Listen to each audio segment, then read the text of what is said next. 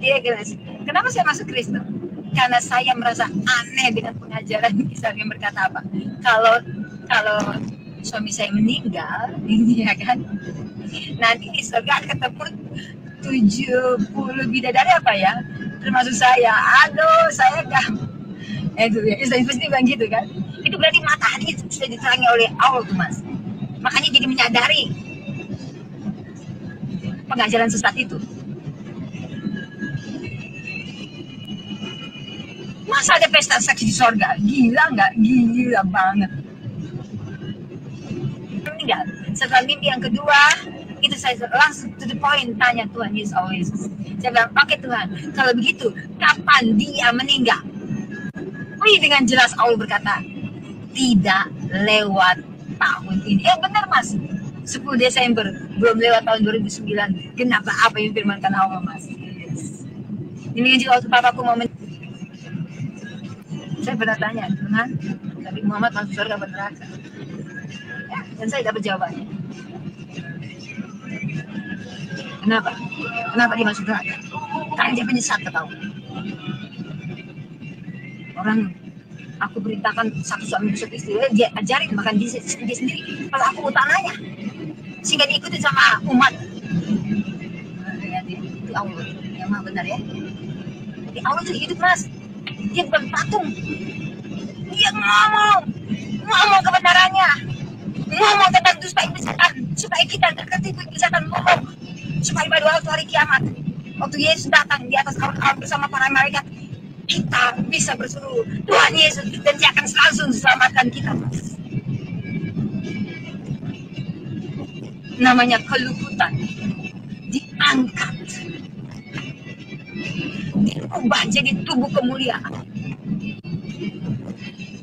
Tapi orang-orang yang nggak percaya Tuhan Yesus, waktu lihat Tuhan Yesus nanti datang di hari kiamat, Mas, melongo mereka. Lalu mereka bilang, oh ternyata Yesus adalah Allah ya. Dan Yesus tolak, udah terlambat kata Allah. Pada waktu dia datang nanti, dia datang bukan lagi sebagai juru selamat, Mas, tapi sebagai hakim yang akan menentukan orang apakah ke surga selamanya atau ke neraka selama-lamanya. Assalamualaikum warahmatullahi wabarakatuh. Berjumpa lagi dengan Jadi MC ya, channel yang mengedukasi dan menghibur. Teman-teman sudah lihat ya, bagaimana para Polikarpus terus-terusan mencoba segala cara untuk memurtadkan saudara-saudara kita. Mulai dari indomisasi, ya, memberikan bantuan dengan iming-iming pindah agama, iming-iming bahwa kamu nanti akan dapat hidup lebih baik dan sebagainya. Belum lagi cara-cara yang tergolong kasar ya. Yaitu apa teman-teman? Dengan memberikan pinjaman, hutang yang sangat besar, hutang yang bunganya luar biasa, sampai saudara kita nggak sanggup bayar, nggak sanggup lagi membayar, karena bunga berbunga. Dan kita tahu, siapa yang sering jadi rentenir di negara ini. Dengan menjebak orang, dengan hutang, mau nggak mau, yang berhutang menjadi budak dari si pemberi hutang. Sehingga nanti endingnya ditawari, hutangmu bisa lunas, tapi pindah agama. Dan saya menemukan beberapa kasus, menemukan langsung teman-teman. Bahkan saya menangani salah satu yang akhirnya memilih murtad karena terlilit oleh hutang. Saya ingat waktu itu hutangnya di angka 30 juta. Ya, 30-an juta, di mana karena hutang tersebut, dia stres, bahkan kepikiran mau bunuh diri. Mungkin bagi kita, 30 juta angka yang tidak terlalu besar, ya, bagi yang mungkin menengah ke atas. Mungkin kalian berpikir, masa gara-gara 30 juta sampai mau bunuh diri? Yes, banyak yang seperti itu teman-teman. Jadi jangan sepele dengan yang namanya uang dan hutang ini. Kita juga pernah dengar ya, gara-gara pinjaman online, seorang ibu bunuh diri. Itu hutangnya juga nggak banyak, tapi bunganya yang berbunga-bunga terus. Sama dengan yang ini. Dia itu hutangnya cuma 2 juta, 1 juta ya, tapi gali lubang, tutup lubang, gali lubang, tutup lubang, terakhir jadi 30-an juta. Stres. Bahkan sudah mencoba bunuh diri, teman-teman. Tapi alhamdulillah Allah selamatkan sebenarnya. Allah beri kesempatan untuk dia. Tetapi sayangnya malah memilih jalan murtad agar hutangnya lunas semua. Waktu itu saya sama Ustadz Alwan yang nangani kasus tersebut, dan karena Ustadz Alwan bilang, sudah, biarkan saja dia murtad, ya sudah.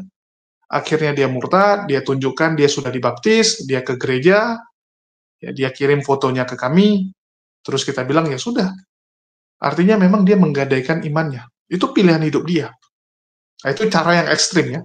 Cara yang ekstrim untuk menjerat saudara-saudara kita. Terus mereka juga melakukan fitnah-fitnahan. Membuat channel-channel YouTube. Membuat website-website yang isinya fitnahan semua. Isa dan Islam. Isalah jalan kebenaran. Banyak sekali website-websitenya. Belum lagi channel-channel YouTube mereka, komal-komal TikTok mereka, yang isinya hujatan luar biasa kepada Islam. Mencoba melemahkan akidah saudara-saudara kita yang kurang paham, yang mungkin sekarang punya pergumulan, punya masalah yang besar. Yang paling konyol tahu apa teman-teman? Mereka selalu menawarkan gini, bagi teman-teman muslim, kalau yang stres, kalau yang sedang punya masalah, coba minta tolong sama Yesus. Kalian akan lihat, Yesus datang ke mimpi kalian. Yesus datang menjumpai kalian untuk menolong kalian. Ini kan cocok logi sebenarnya, teman-teman. Ini probabilitas. Kalau orang yang logik, orang yang matematika, mereka akan bilang, ya hutang kamu itu kan kamu pasti akan upayakan bayar.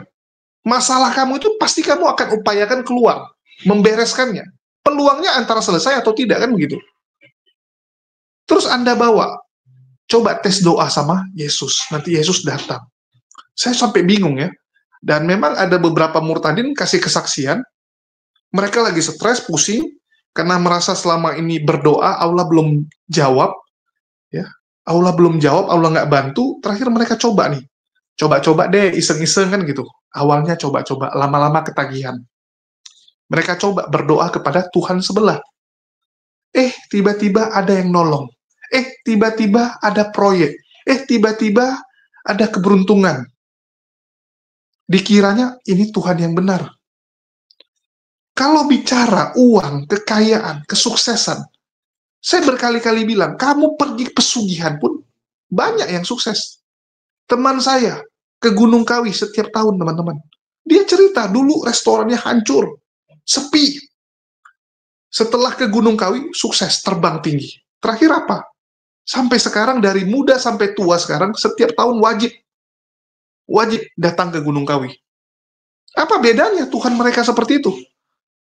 Bahkan kita tahu, Erastus Sabdono pernah ngomong, teman-teman, bahwa ada jin yang bernama Yesus, yang mengabulkan permintaan kalian, memberikan kekayaan. Ini bahaya, teman-teman. Kalau standar kebenaran kalian hanya karena kesuksesan dunia, kacau lah kita. Kacau. Dan ini memang yang mereka tawarkan. Misionaris-misionaris ini tawarkan yang seperti itu. Coba tes deh, doa sama Yesus. Coba tes. Coba deh datang ke gereja. Rasakan suasananya. Rasakan ketenangannya. Itu yang mereka jual. Begitu juga yang dilakukan oleh misionaris-misionaris yang bergerilya nih. Bukan hanya di pedalaman. Bukan hanya di daerah-daerah pemukiman muslim. Tapi di kota-kota besar juga bergerilya, teman-teman. Caranya apa? Di Car Free Day. Ya, di Car Free Day sering sekali misionaris. Belum lagi di tempat-tempat ramai malam minggu. Kita kemarin mendapati juga ada yang memvideokan di pasar malam, teman-teman. Pasar malam, lagi malam minggu. Ada yang menawarkan agama Kristen. Menjajakan agama Kristen. Ini lucu juga. Terus ada juga yang jadi driver, go-car, grab-car, sambil ngantar penumpang, nyetel lagu rohani, masukin pesan-pesan sponsor. Masukin. Dia tawarkan agamanya. Tapi ada juga yang jadi penumpang, nawarin agamanya juga. Jadi penumpang, nawari agamanya. Untung drivernya sabar. Kalau drivernya tipikal yang sumbu pendek, mungkin akan diajak debat.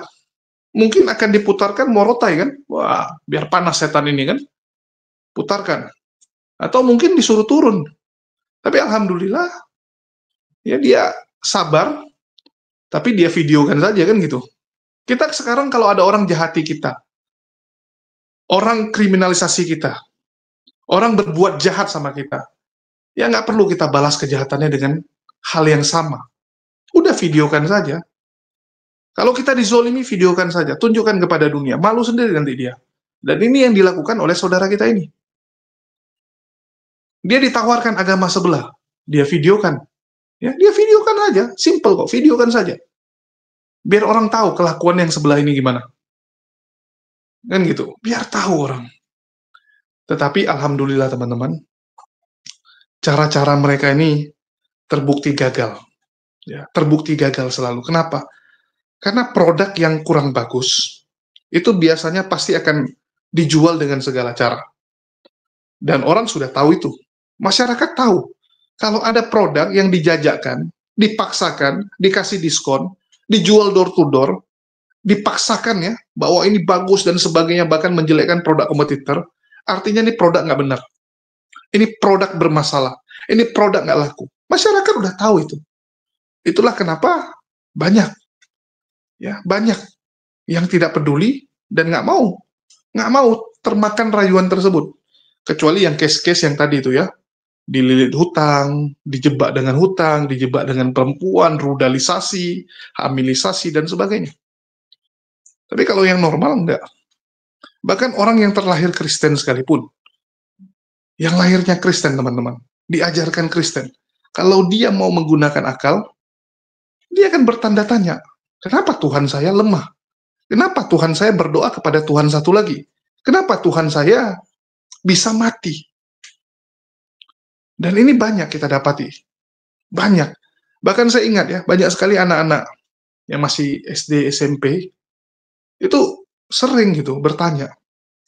Kalau di sekolah minggu, kalau anaknya kritis, mereka bisa bertanya juga gitu sama guru sekolah minggunya. Kenapa Tuhan kita, atau Yesus ya, itu bisa disalib, bisa kalah, bisa mati. Bahkan berdoa, minta kepada Bapa.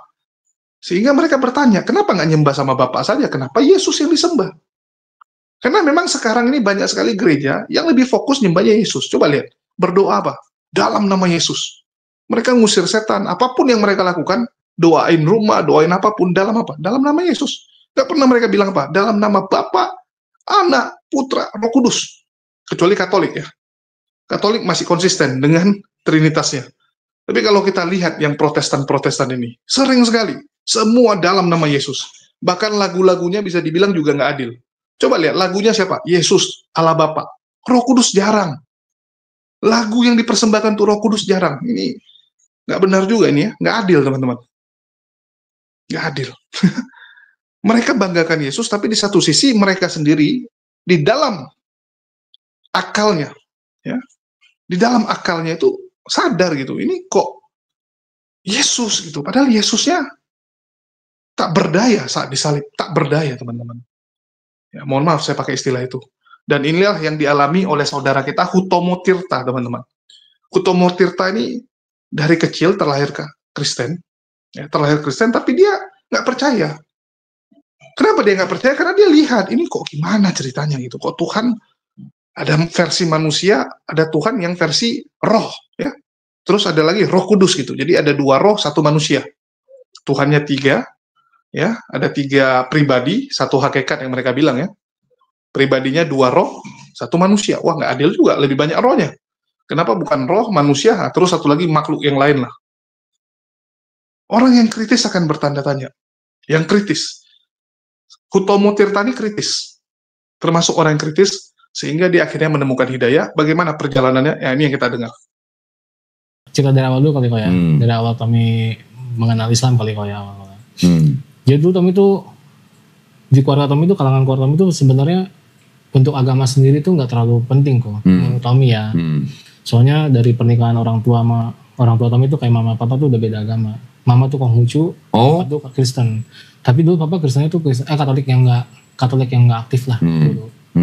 Akhirnya pas Tommy beranjak dewasa SMP, si mama baru mulai mengikutin si papa lah ke Katolik di situ. Oh, jadi mamanya masuk Katolik. Betul.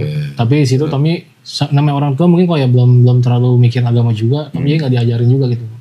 Jadi Tommy memang terjun bebas lah di dunia inilah, nggak tahu apa lah. Lu jadi apa ya? Nggak diharapin apa gimana? Enggak juga sih. Enggak juga ya. Iya. Terus kan memang gitu. Maksudnya kalau Tommy bilang sih emang keluarga Tommy dulu untuk agama tuh memang belum seinilah. Ya. Sampai akhirnya di umur Tommy 23 kayaknya ya. Itu Tommy sekarang umur berapa? Sekarang Tommy umur 33. 33? 33 sekarang. Belum married? Belum. Nungguin apa lu? Nungguin jodohnya. Terus umur 23? Ya, 23 tuh Tommy tuh mulai kerja sama Coki kan. Satu perusahaan lah sama Coki. Oh, satu perusahaan sama Coki. Cuman dulu memang Coki sama Tommy tuh nggak ngomongin masalah agama. Mungkin dia juga ngejaga Tommy kali dari soal agama ya.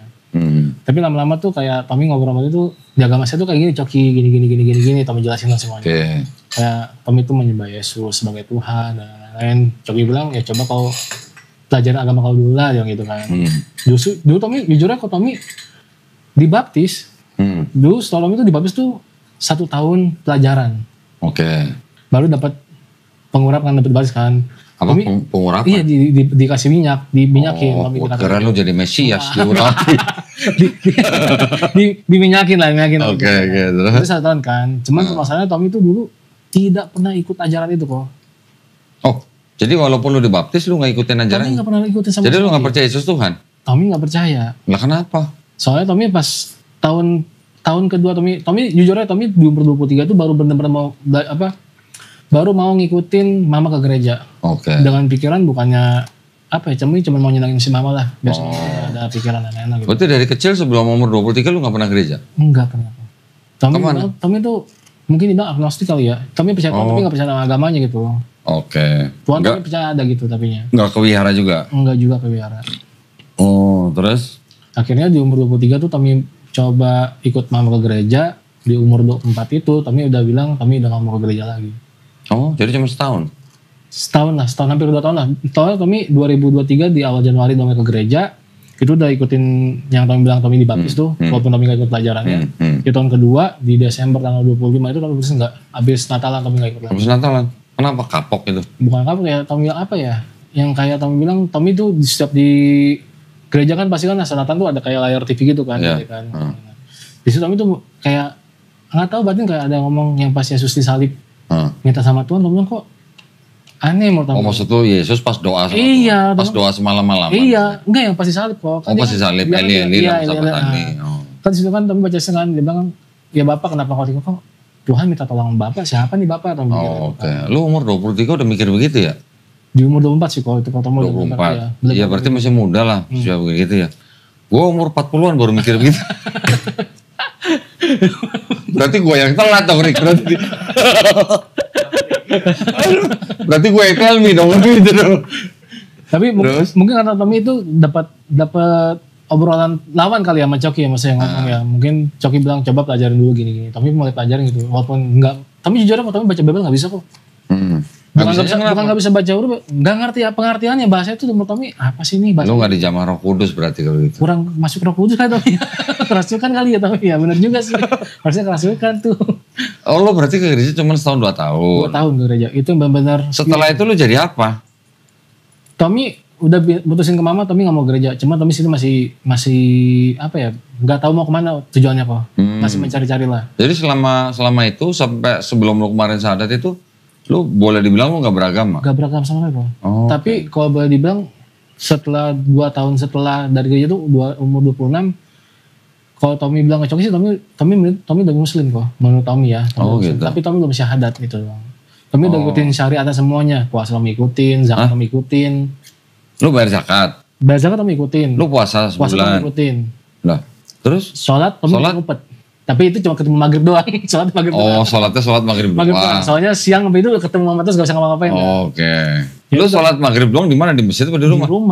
Di rumah. Dia ngumpet-ngumpet di rumah. Pas mama pergi tuh Tommy. Nah ceritanya lu umur 26 lu udah bisa ngejalanin Islam itu lu dari mana yang siapa yang suruh? Tommy kan sering ngobrol sama Coki kok. Ngobrol itu sering ngobrol kau baca lah. Kalau misalnya kau udah gak percaya sama agama kau yang kemarin, dia bilang coba kau baca Quran deh. Mungkin kau lebih paham di sana. Gitu. Nah di situ Tommy tuh kayak awal baca Quran tuh kayak lebih mudah dimengerti daripada yang buku Tommy yang lama ya mungkin. Terus Tommy mulai nanya-nanya sama Coki lah. Kayak misalkan Allah tuh siapa sih Coki? Rasulullah tuh siapa sih gitu. Kenapa Rasulullah tuh gak kayak Nabi Isa Tommy bilang. Soalnya kan di agama saya tuh Nabi Isa tuh dituhankan Tommy bilang.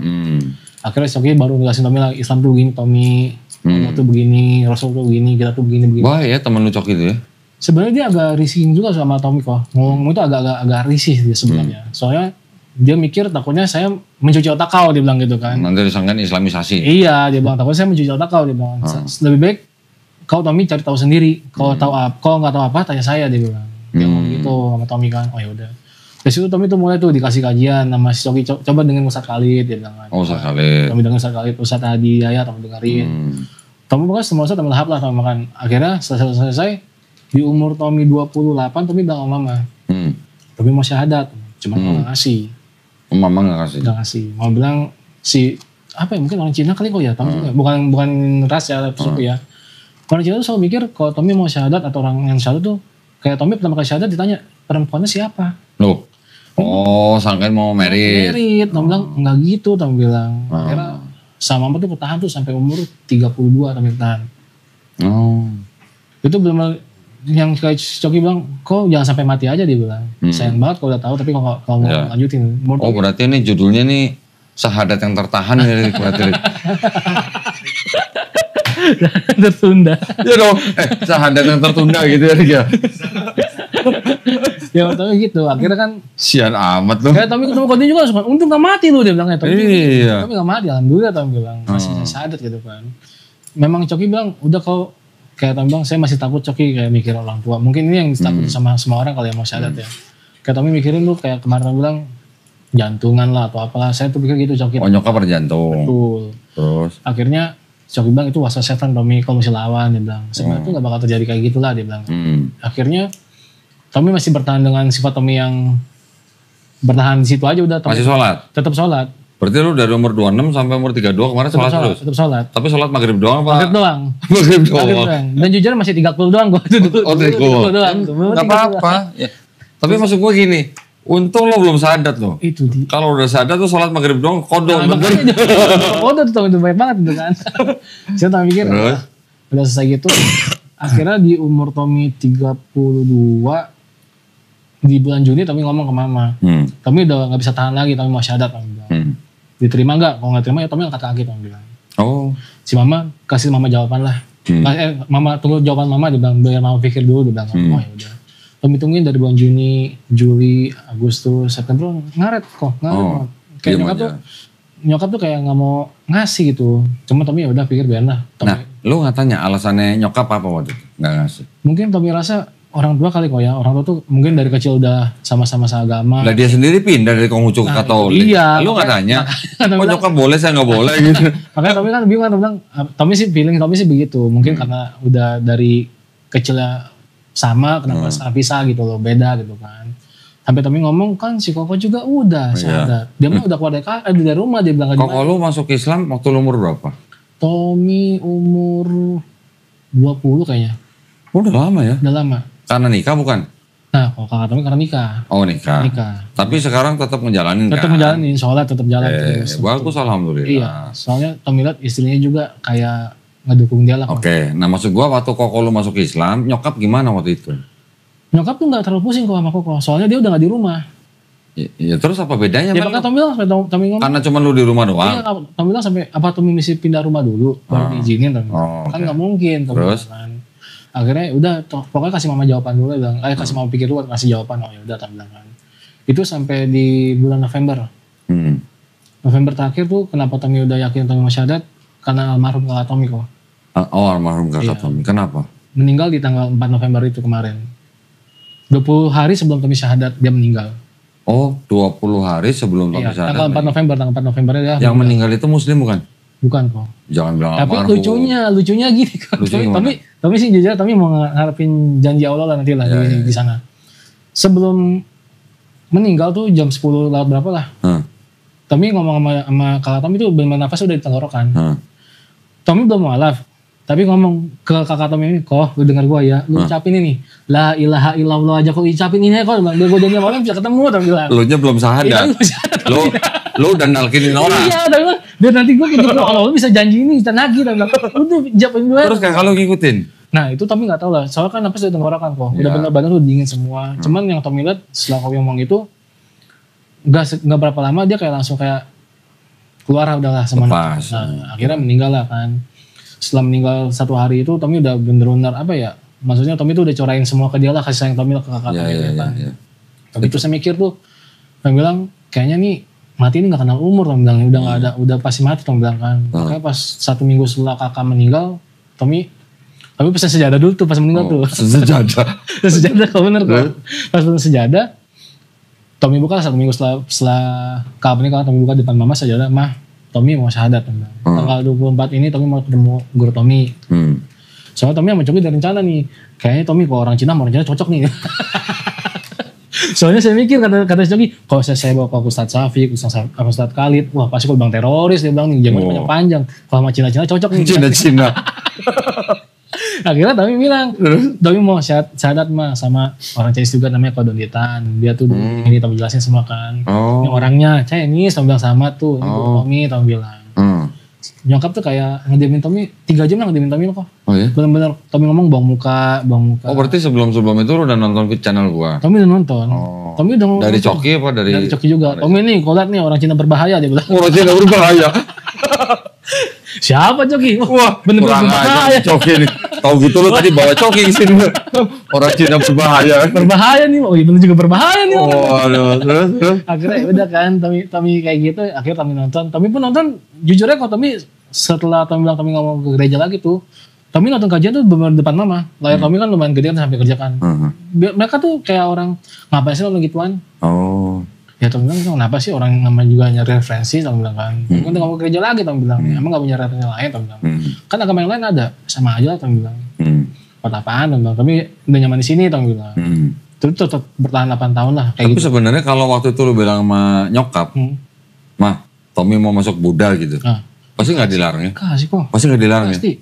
Pokoknya tuh orang Chinese tuh Tommy gak tahu kenapa lah. Lu boleh pindah agama kemanapun asal jangan ke Islam. Asal jangan Islam. Tommy gak tahu kenapa.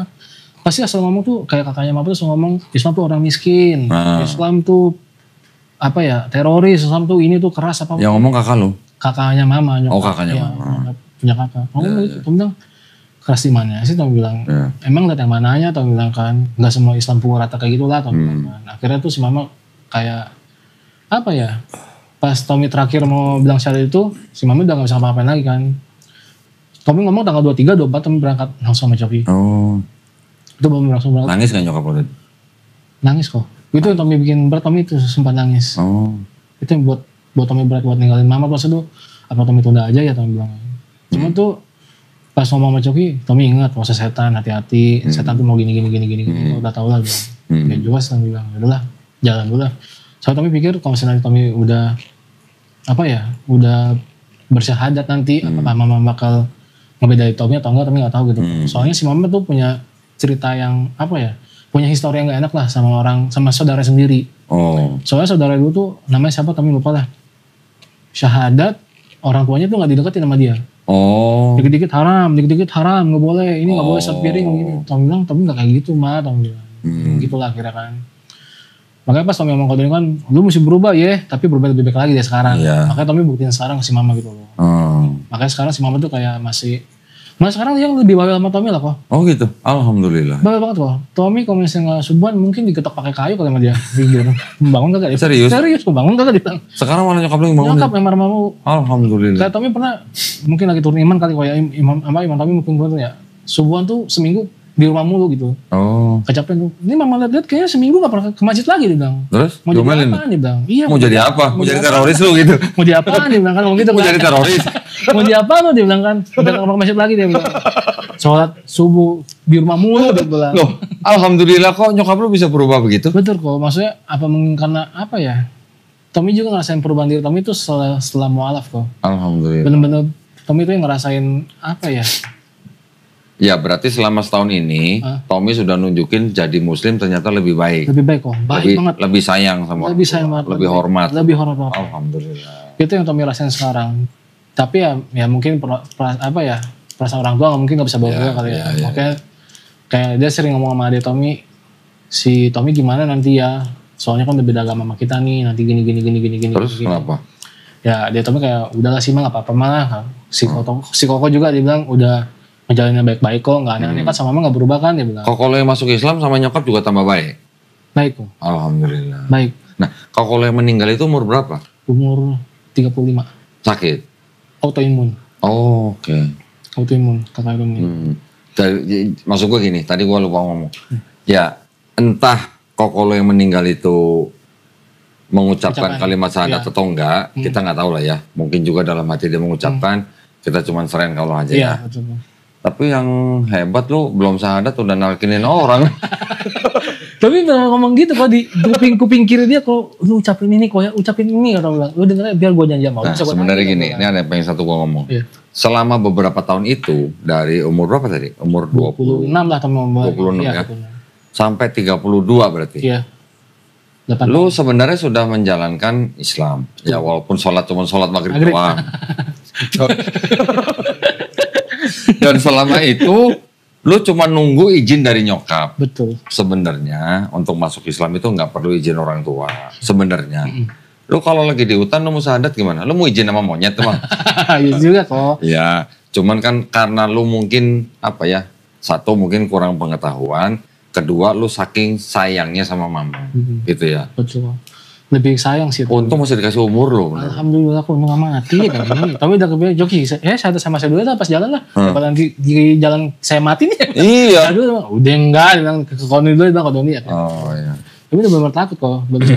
Tommy itu ngeliat kayak apa ya, kematian itu emang nyata Tommy. Iyalah, ya kok lu sendiri ya.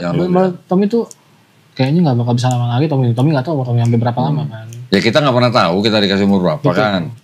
Cuman kan selama masih hidup, selama dikasih kesempatan, kalau kita nggak pakai, nyeselnya kan nggak bisa itu diulang. Gitu. Sampai si Coki bilang, Tommy kau tuh jangan bodoh, ini zaman udah internet. Hanya orang bodoh di zaman internet masuk neraka. Karena tidak mau membaca kan. Oh iya. Kau udah membaca, kau udah meyakini itu, udah kau jalani aja. Benar apa enggak deh. Makanya Tommy jujurnya Tommy sama Coki tuh ada seneng sih kalau maksudnya apa ya. Rada seneng. Seneng itu maksudnya tuh dia tuh care sama Tommy kalau Oke. Kirain kalau rada seneng banyak gak seneng. Bener-bener Tommy tuh kayak apa ya, dia tuh ngejaga Tommy banget lah kok. Alhamdulillah. Ngejaga Tommy. Ya. Cuma memang kayak apa ya, jadi sekarang masih sekantor sama Coki? Alhamdulillah masih sekantor. Masih? Oh, oke. Si Coki bagian apa? Coki marketingnya dia. Oh, marketing. Lu yang desain, dia yang jualan. Betul. Berarti kalau nggak laku salah lu berarti. Dua-duanya.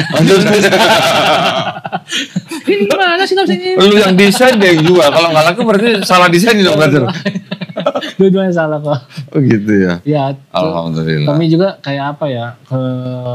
Cuman bumerangnya ke Coki tuh kayak kasihan sih ke dia. Kenapa? Kayak nyokap tuh apa-apa tuh kayak gagal si Coki gini gitu.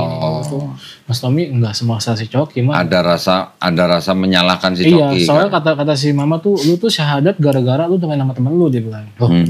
Tommy bilang ya, memang bener karena lingkungan Tommy seperti itu. Lingkungan Tommy di rumah kayak gimana Tommy bilang? Ada ngajarin Tommy agama enggak ada Tommy bilang. Apakah ada yang ngajarin Tommy agama? Enggak. Lingkungan Tommy yang di sana di luar ngajarin Tommy semua agama. Tapi walaupun gara-gara Coki, istilahnya wasilahnya Coki, tapi kan sekarang Tommy ke nyokap lebih baik. Lebih baik. Ke bokap gimana? Ada masalah nggak? Agak pusing juga kalau mau bokap. Kenapa? Dan Tommy bilang bisa ngomong sama Tuhan. Susah. Bokap lu bisa ngomong sama Tuhan? Sekelas Nabi Musa lah itu. Udah bahaya makanya. Bahaya kok. Udah bahaya Tommy. Saudara Nabi Musa Tommy bilang bahaya. Waduh, Tommy gak berani Tommy. Bokap lu ngaku bisa ngomong sama Tuhan. Nggak, kadang tuh bokap tuh apa ya kalau Tommy lihat ya, dia tuh kayak kurang apa ya pembahasan tuh, kurang ngerti mau ngomong apa yang dia omongnya tuh bingung gitu kok. Jadi dia mau menyampaikan apa jadi kemana gini. Oh. Lu nggak nanya ngomong sama Tuhannya pakai apa? Pakai WA apa ngobrol? Pernah ribut sama mama. Lu mah nggak tahu gue nih kasih tahu langsung sama Tuhan ngomong sama gue begitu buset dah Tommy langsung ngeliat saudara Nabi Musa bilang. Makanya Tommy kalau di rumah Mautan perang dia mah kabur. Mau pusing lah bilang bodo amat. Jadi kalau lihat bokap sama nyokap lagi ribut, Oten sama Oten ribut. Kabur nggak mau pisahin lah bodo amat lah bilang. Mau pusingin lah bilang. Tapi bokap masih gereja sama nyokap. Alhamdulillah masih gereja kok, lancar. Oh gereja alhamdulillah, jangan dong. Kalian sudah dengar ya? Jadi seperti itu teman-teman. Perjalanannya. Kenapa bisa? Karena dia berpikir. Orang yang rata-rata jadi mualaf itu karena berpikir. Tapi kalau dia cuman istilahnya ngikut aja, ya merasa bahwa, udahlah, saya di agama ini juga enak kok. Teman-temannya asik, ibadahnya juga gampang, cuman seminggu sekali. Datang, duduk, dengar lagu, naik turun, tepuk tangan, nyanyi-nyanyi, pulang. Gampang. Kalau jadi muslim, 5 kali. Ya, terus harus apa? Aduh, sujud sana, lipat kaki, harus bersihkan lagi diri. Wah, ribet. Makanan ada halal haram, ribet. Yang ngomong siapa? Yang ngomong sebelah ya. Pendeta Gilbert Lumondo yang mengatakan lebih enak Kristen karena lebih gampang. Lebih gampang. Dia sendiri mengakui lebih gampang. Kan begitu. Kalau orang yang nyari gampang, ngikut arus, nggak peduli nanti setelah meninggal kemana, dia akan bertahan. Dia pasti akan bertahan karena dia masa bodoh kan. Nggak peduli lah itu. Yang penting saya nyaman di sini. Sama seperti teman saya yang pesugihan tuh, yang ke Gunung Kawi saya cerita. Saya udah berkali-kali bilang, loh ini nggak benar loh, ini nggak benar. Tapi dia lakuin. Dia lakuin, dia sadar ini setan. Dia sadar ini nggak benar. Tapi kenapa dia lakuin? Kenapa teman-teman? Duit. Ya, dunia ini terlalu gemerlap bagi dia. Saya juga punya satu teman, di gereja pelayanannya luar biasa. Luar biasa. Tapi pergi Padang Perintis, ya, yang di Jogja itu ya. Saya nggak tahu karena belum pernah ke sana. Pantai Padang Perintis ya, mereka ada kayak ritual juga gitu. Ritualnya dia ikuti. Jadi saya sampai bingung gitu. Saya bilang, lalu pelayanan. Ya, orang yang luar biasa di gereja. Tapi kok ini? Itu untuk usaha bro, dia bilang. Untuk usaha. Banyak orang seperti itu teman-teman. Karena sudah nyaman. Padahal di Kristen juga nggak boleh kan gitu. Di Kristen nggak boleh yang gituan. Tapi mereka lakuin. Kenapa? Ya itulah orang kalau sudah nyaman dengan dunia. Ya. Teman saya gitu juga. Dia sudah, setelah kita diskusi panjang lebar ya, kita kasih tahu. Dia bilang, ya setelah kita ngobrol, dia melihat bahwa Yesus ya memang hanya manusia. Kalaupun dia spesial ya karena Allah Bapa. Ya sudah, dia ingin menyembah kepada Allah Bapa langsung. Dia ingin menyembah kepada Allah Bapa langsung. Malah terakhirnya, jadi saksi Yehova dia teman-teman. Nggak mau dia ke Islam. Lontong juga, dia bilang, aduh ke Islam janganlah. Tapi jadi saksi Yehova. Tapi ya sudahlah, itu pilihan hidup dia. Kita lihat, sekarang saksi Yehova ini kan berkembang dengan cukup pesat ya, di Indonesia apalagi. Ya karena akal mereka tuh nggak bisa menerima bahwa Tuhan itu memilih menjadi pria, orang Yahudi, yang tentu saja itu membuat suku yang lain cemburu, ras yang lain cemburu, nggak adil dan sebagainya. Waktunya juga kenapa saat itu, kenapa bukan sekarang biar saya bisa ketemu. Banyak yang sudah mulai sadar. Tetapi ada yang jadi ateis, ya, ada yang jadi advan, ada yang advan ya. Terus ada juga yang jadi saksi Yehova, ya. Yang jadi advan biasanya gara-gara babi. Mereka sadar bahwa babi itu haram, tapi mereka masih percaya Yesus. Tapi kalau yang udah nggak percaya Yesus, nah mereka jadi saksi Yehova. Tapi kalau mereka mau belajar lebih dalam lagi, mengenal Nabi Muhammad SAW, biasanya jadi Islam. Cuman kadang-kadang untuk mengenal Nabi ini, mereka tuh agak nggak mau melangkah. Karena dari kecil didoktrin bahwa Nabi Muhammad SAW itu adalah sosok yang negatif. Kan dari kecil ditakut-takuti, dijelek-jelekan. Media-media barat, media luar juga ikut berperan dalam menjelek-jelekan Islam. Nah, jadi seperti itu. Jadi kembali teman-teman, kalau kalian mau membuka diri, belajar, cari tahu, maka kalian akan dapat kebenaran. Dan kita berharap lewat diskusi-diskusi yang terus kita lakukan selama ini, ya, dengan teman-teman kita sebelah, akan banyak yang akhirnya menjadi mualaf. Dan terbukti ya, setiap minggu ada saja teman-teman, ada saja yang mualaf.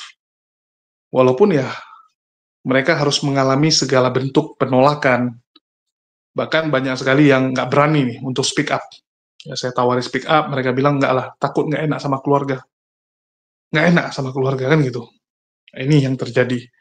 Kita berharap dengan mereka berani tampil, berani ngomong, ini bisa memotivasi buat teman-teman yang lain nih, untuk berani melangkah juga gitu. Jangan takut untuk melangkah.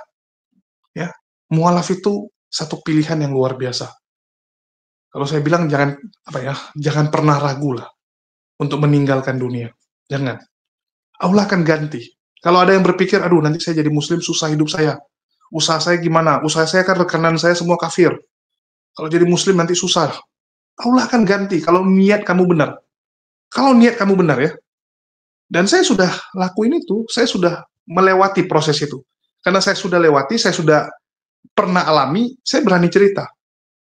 Allah yang gantikan, usaha saya yang lama. Ya. Terpaksa kita tutup. Bahkan saya bisa dibilang disepak sama teman saya. Kan kasarnya itu, saya disepak sama rekanan saya karena mereka tahu bahwa saya yang punya HMC, salah satu vendor kita, salah satu rekanan kita, ternyata penonton. Bahkan klien kita, salah satu calon klien ya, belum jadi klien, bayangkan, masih calon klien, ternyata pendukungnya Paul Jang, dia tahu. Begitu dia tahu, dia tembak saya saat meeting, teman saya semua tahu, saat itu saya harus ya mengatakan kepada teman-teman saya bahwa, oke, kalau ini sampai viral atau apa-apa, saya mengundurkan diri ya, untuk meyakinkan mereka. Karena mereka bilang, udahlah stop aja, jangan lagi buat. Saya bilang, enggak, ini akidah, beda dong, ini perjuangan saya. Jangan samakan antara agama dengan bisnis. Jadi untuk yakinkan saya bilang, kalau sempat perjuangan saya di medsos ini malah menghambat perusahaan, saya mundur. Dan terbukti ya, saya diviralkan sama Paul Jang, diviralkan oleh Wak Donat dan gengnya, saat mereka dendam sekali kan, segala cara mereka lakukan untuk mencelakai saya, jadi mereka lakukanlah banyak hal, ya viral saat itu, dan mau nggak mau saya mundur. Ya saya mundur gitu kan, sebelum dipecat ya ngomong mundur gitu kan, daripada ditagi sama teman saya, kau ngomong kemarin gini, ini usaha jadi kacau gara-gara kamu. Saya langsung jumpai mereka, saya bilang oke, saya mundur. Saya pindah ke Jakarta kan gitu, saya pindah ke Jakarta. Waktu itu saya sampai bingung juga gitu. Begitu nyampe Jakarta sempat, ya biar kalian tahu, selama 2 bulan saya jadi orang bodoh. Begitu nyampe Jakarta, saya pikir akan dengan gampangnya saya bisa membuka usaha yang lain. Saya jumpai Bang Handi, jumpai semua teman-teman gitu. Tapi jadi orang bodoh terakhir ya. Saya ingat sekali ya, saya sampai bilang sama Kores gini. Kores suruh saya ke Bali. Saya bilang kalau saya pergi, uang saya ini mungkin dalam 3 bulan akan habis. Kalau saya nggak pergi, ya minimal bisa tahan lah napasnya sampai 5 bulan lagi gitu. Saya masih aman sampai 5 bulan ke depan. Saya bilang gitu. Waktu itu pening juga gitu kan. Dan saya sampai mikir, wah kok so hebat kali saya tinggalin usaha saya. Cari kerjaan lagi nih. Cari masalah. Tapi alhamdulillah Allah ganti. Allah ganti. Berikan usaha-usaha yang kecil-kecil memang, tapi dijumlahin ya lumayan juga membantu. Lumayan juga membantu gitu. Walaupun ya ngutip-ngutipnya jadi lebih capek. Gitu. Ya, jadi jangan takut untuk melangkah teman-teman. Ya, saya katakan berkali-kali, jangan takut. Kalau memang kalian sudah tidak percaya bahwa Tuhan bisa menjelma jadi manusia, Tuhan bisa dibunuh, Tuhan bisa ketakutan, minta berdoa agar cawan ini berlalu sampai keringatnya seperti darah. Kalau kalian sudah sadar bahwa itu bukanlah Tuhan, yuk melangkah. Yuk melangkah. Itu aja sih yang bisa saya sampaikan. Pilihan di kalian, teman-teman. Ujung-ujungnya kan itu. Pilihan di kalian. Kalau kita ini kan cuma bisa sampaikan, cuma bisa menghimbau, cuma bisa memberitahukan, cuma bisa sharing pengalaman kita. Itulah kita tampilkan, sharing-sharing. Kesaksian-kesaksian, cerita-cerita. Ya, kisah-kisah dari para mualaf. Tujuannya apa? Jadi motivasi buat kalian untuk berani juga. Karena yang kalian alami, ya, kondisi kalian, itu juga pernah dialami oleh orang yang lain. Jadi nggak usah takut gitu. Jangan bilang, wah kalau case saya beda loh, case saya beda. Ini ya, biar kalian tahu. Mungkin sebagian sudah dengar. Karena dari Bang Handi, Bang Zuma, sama Akang ya, udah sounding. Ada salah satu pendebat senior dari pihak sebelah yang sudah memutuskan akan bersyahadat. Tapi belum bersyahadat sampai sekarang, tapi kalau udah manggil, udah assalamualaikum. Ngomongnya udah islami banget. Udah islami banget. Senior ini. Dan ini kalau jadi geger, ya, geger. Betul tidak? Udah mulai kan disonding. Pendebat senior, teman-teman. Kalau ini, wah udahlah. Ini salah satu pendebat yang sangat ngeyel. Sangat ngeyel. Bang Zuma tuh termasuk paling kesal sama dia. Paling kesal. Biar kalian tahu. Tapi akhirnya dapat hidayah. Sekarang sering chatting sama saya. Saya suruh ya, sudah ambil keputusan. Ambil keputusan, syahadat sekarang saya bilang.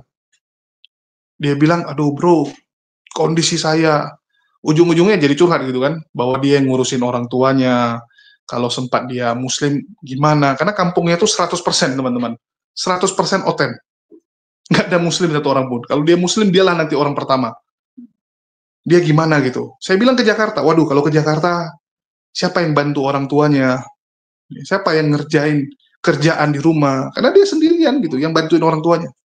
Saya bilang, aduh, banyak yang seperti kamu. Udah, yang penting sekarang gini, orang tuamu apa? Butuh makan, butuh ini.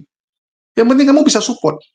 Banyak yang seperti itu. Yang penting ya terpaksa kan, tinggalkan kerjaan di sana, otomatis orang tua kamu ya itu jadi beban kamu yang harus yang membiayai mereka.